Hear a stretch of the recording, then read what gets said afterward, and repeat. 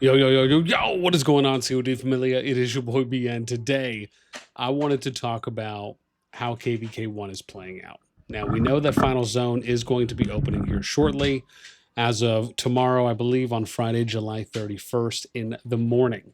However, what's been happening so far has left me somewhat flabbergasted, and I want to talk a little bit about this and then show some numbers and try to figure out how we got to this point and the level of potential disappointment that I now feel about this KvK. And I'd love to hear from any of you in KvK1 on how your experience has been going. So again, please feel free to let me know in the comments down below. As always, if you enjoy the content, help us out. Those quick on the video because it means a lot, does a lot. Thank you.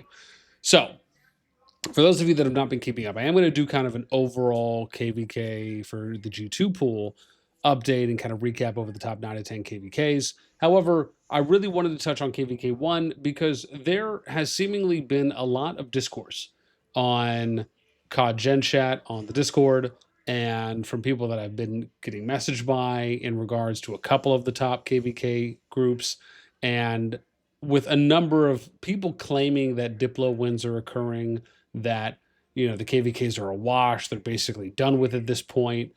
And I just thought, hey man, let's at least just take a look and see for ourselves, right? See what we're able to find. Now, for those of you that may remember in the beginning, right, if we kind of reassess the zone 2s, we ended for KvK1 where it was Milk going up against YSS in the Eastern Zone 2, and they were able to effectively push them back a decent bit, Milk pushing back YSS within those first 2 days. And then you take it all the way back from basically finishing day 2, starting of day 3 onwards. And now YSS is able to counterattack and push. And you see that they have done so with Milk territory being here and then the rest being YSS. Now we go to the Western Zone 2.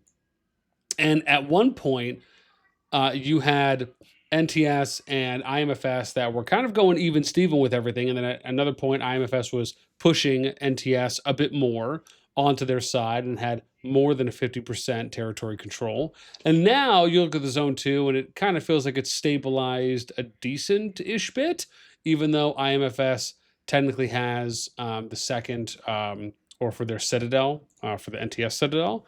Right, so again, you could maybe say, right, IMFS has a little bit more if you want to like a 55-45 territory, right, but they were able to get their objective here. However, when we look at the Zone 3s, now this to me is telling a massively different story. And one that, again, I imagine there are other areas out there on maybe, how the Diplo went, how we kind of got to this point. But now, after Zone 2, we have had some Diplo shakeups with them redistributing team allies. So now it has gone from what at one point was YSS NTS going up against Milk, DTF, and IMFS, and now it's IMFS, DTF, and YSS going up against Milk and NTS. So now we look at the updated situation, right, where it's Milk and NTS, and then now it's YSS, DTF, IMFS, right, which is the new matchup. And this is seemingly how it would play out, right, going into Final Zone if all of the teams make it there. So in this case, right, you got about a 7 bill power advantage on YSS, 1.75% PvP activity, right? That'd be going. Keep in mind, these stats are from once the season started, right, post Brink of War. So you got a little bit more PvP percentage, almost 2% more going Milk NTS's favor. You got kills, 29 bill, which is not that big, right? But that goes to Team B. You got, remember, negative numbers go down, positive numbers go up. So deads are in their favor. It's 83 mil, but that's pretty small.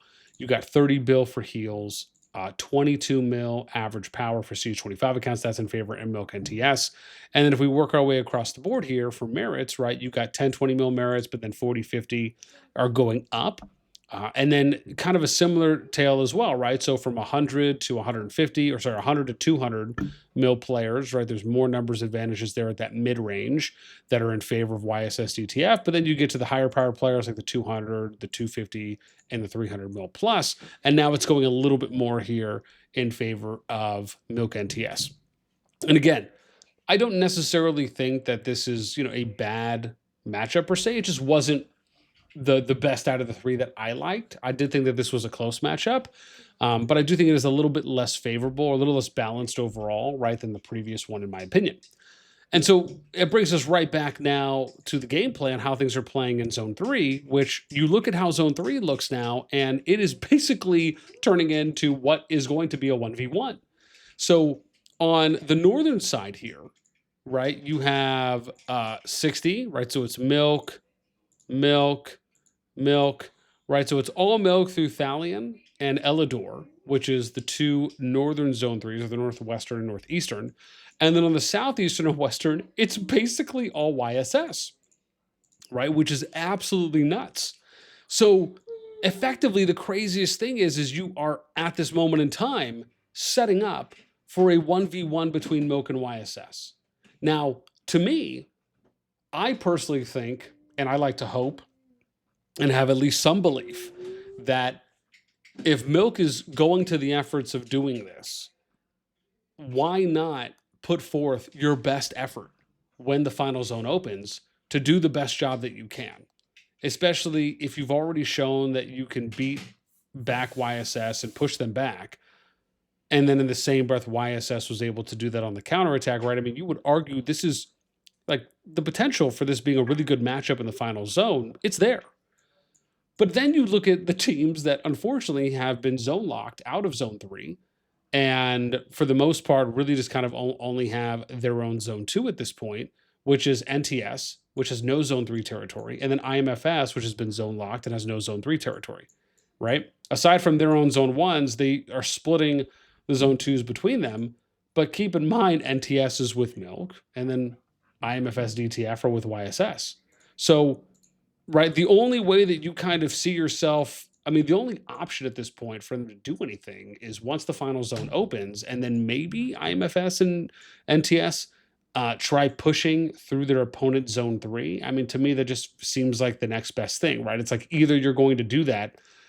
Maybe you don't do it right away when they're pushing. Actually, maybe you do it right away when they're pushing, trying to push out once the pass is open, because then that may force your opponents to have to address you a bit more, which gives your, or sorry, your, you like, as an example, if YSS starts attacking the level 4 passes, the moment that these open, if not maybe before, NTS starts prepping for an attack on them to maybe delay their pass opening. Same thing could happen with IMFS on Milk. But maybe whoever does that, or something to potentially delay, or just putting kind of full force on pushing their flags back and pushing up to the passes once they open, that's going to allow their teammate to get into final zone that much faster, start flagging out that much faster, and then trying to get to their opponent's side that much faster. And so I think all of these things can lend themselves to advantages. You can also make the argument that, yeah, listen, even though it is seemingly a 1v1 at the moment for the final zone, you still have the 2v2 playing out. I mean, they're kind of even when you think about it symmetrically on their teammates' positions and their opponents' positions kind of being flip-flopped, right? Because it's effectively Milk here, right? NTS here, and then it's YSS here, IMFS here, right? So you can also say that each team equally has an opportunity to be a nuisance to their opponents that are connected to them, while at the same time, the teammates have an opportunity to help their other teammate, their other kingdom team in their union, to try and advance as far as they can. I just, I will just say this, right? The one thing, and like I said, I'll be curious to see if anything else comes out of this. But I will say that the one thing that I will always be, somewhat disappointed in is that I want to be able to see all the kingdoms entering the final zone at the same time. Being able to have this phenomenal battle royale kind of crescendo climactic PvP of a final battle that involves everyone. Because to me, that is exciting, right? It's more exciting than us being in the situation we are now, where, yeah, you're probably still going to have two fronts, right? Two battle fronts on each side, where, again, Milk will probably have to defend IMFS and DTF, and then they'll also be potentially fighting against YSS here in the FZ, while at the same time, YSS will also most likely be facing off against NTS on their flank, and then potentially fighting against Milk in the FZ as well. So, I mean, again, right, you still have that to look forward to. And maybe that's not a big thing for some people, but at least for me, like I said, it's more of a preference on what I would like to see. But yeah, I mean, I think once the final zone opens and we see how things go, that's really going to tell us whether or not, the ending stages to KvK1 end up disappointing or not. Because so far, I mean, the zone twos like were pretty good if you think about it, despite Milk kind of stopping early, and then depending on how long the NTS IMFS situation lasted, even though they've kind of come back to a 50-50 at this point.